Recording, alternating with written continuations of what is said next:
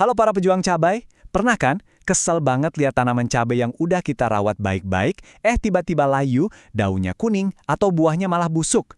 Tenang, Anda nggak sendirian kok. Nah, dalam pembahasan visual kali ini, kita akan kupas tuntas semua musuh tanaman cabai dan gimana cara menaklukkannya. Anggap aja ini buku panduan lapangan buat nyelamatin panen kita semua. Oke, ini dia rencana tempur kita.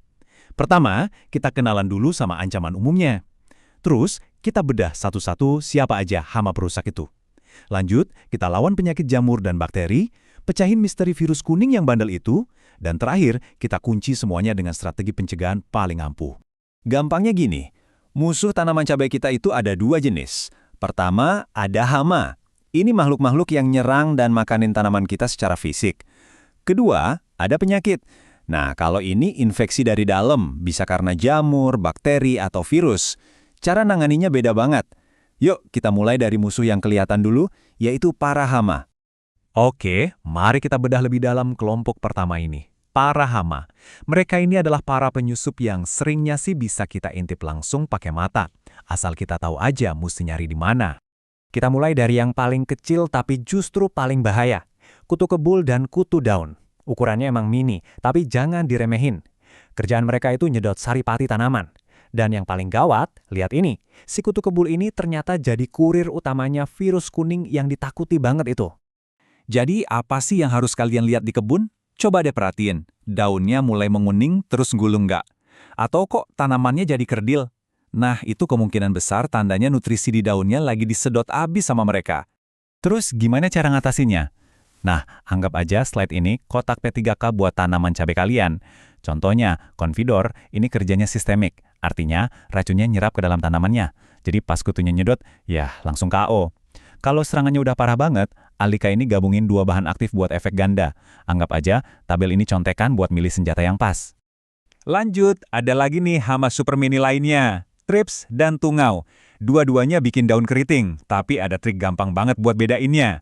Nah, ini dia petunjuknya. Kalau daunnya keriting ke atas, itu kerjaannya trips. Tapi kalau ngegulungnya ke bawah, udah pasti itu tungau. Sederhana kan?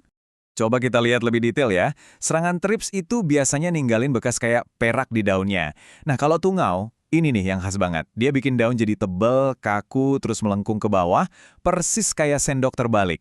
Kalau udah kenal tanda-tanda ini, kalian bisa langsung tahu lagi ngadepin musuh yang mana.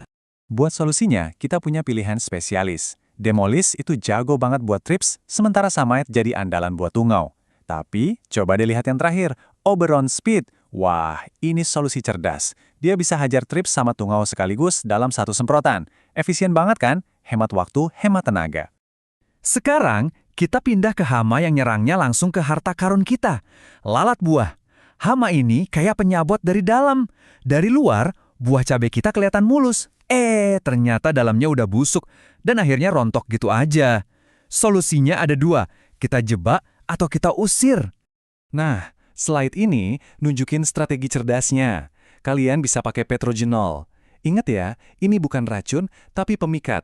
Tujuannya buat ngejebak lalat jantannya, biar mereka nggak bisa kawin dan berkembang biak. Jadi kita putus siklus hidupnya. Keren kan?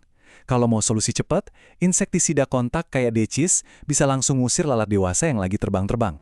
Oke, cukup soal hama yang kelihatan. Sekarang kita masuk ke musuh yang nggak kelihatan mata, penyakit karena jamur dan bakteri. Mereka ini ibarat infeksi dari dalam buat tanaman kita. Ini dia nih, biang keladi yang paling sering bikin petani gagal panen, Anthracnosa, atau yang biasa kita sebut patek. Penyebabnya jamur, yang bisa nyebar lewat percikan air hujan. Gejalanya kelihatan jelas banget, dan ya bikin sedih. Ada bercak hitam busuk di buahnya, yang bikin hasil panen kita jadi nggak ada harganya sama sekali. Nah, ini poin super penting, jangan sampai salah langkah ya. Karena penyebabnya jamur, obatnya ya harus fungisida, bukan insektisida. Nyemprot insektisida buat penyakit ini tuh sama aja kayak buang-buang duit dan waktu. Merek kayak Antrakol itu fungsinya kayak perisai di permukaan, sementara Amistar Top bisa meresap ke dalam buat nyembuhin. Penyakit mematikan berikutnya, layu. Tiba-tiba aja tanaman yang tadinya seger bisa langsung lemes dan mati. Tapi, hati-hati, ada dua jenis layu dan penyebabnya beda. Layu fusarium itu karena jamur, sedangkan layu bakteri ya jelas karena bakteri. Artinya, penanganannya juga harus beda. Dan slide ini ngerangkum solusinya dengan jelas. Gampang kok. Kalau layunya karena jamur, kalian pakai fungisida kayak Benlos. Tapi kalau penyebabnya bakteri, kalian harus pakai bakterisida kayak Agrep. Kuncinya cuma satu, cocokkan obatnya sama penyakitnya. Itu harga mati. Sekarang kita sampai di bos terakhirnya para petani cabai. Virus kuning atau bule.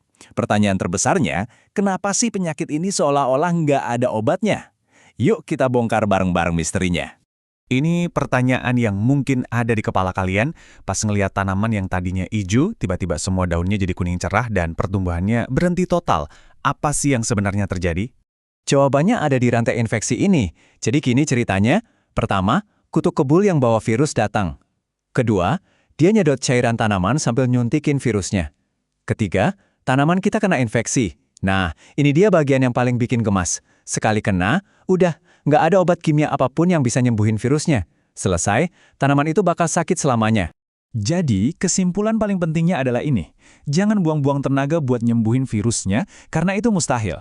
Fokus kita harus ke biang keroknya. Kendalikan vektornya, hajar kutu kebulnya, maka kita berhasil motong rantai penularan virusnya. Oke, kita udah bahas panjang lebar soal ngobatin. Sekarang kita ngomongin strategi paling jitu dari semuanya, pencegahan. Yap, mencegah itu jauh lebih baik, lebih gampang, dan pastinya lebih murah daripada ngobatin. Ini rahasianya para master penanam cabai. Ini 4 langkah pencegahan yang cerdas banget.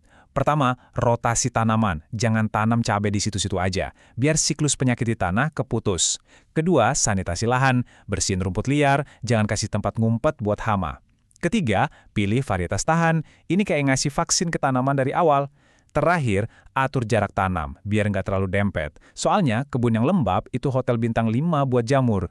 Coba diingat kalimat ini. Semua yang kita bahas barusan itu adalah senjata kalian. Dengan pengetahuan yang pas, bukan lagi hama atau penyakit yang ngatur kebun kalian, tapi kalian yang pegang kendali penuh atas semuanya. Jadi, setelah tahu semua ini, pertanyaannya tinggal satu. Apa kalian siap untuk menerapkan ilmu ini? Dan melindungi semua investasi waktu dan tenaga di kebun kalian? Saya yakin jawabannya siap. Selamat berkebun!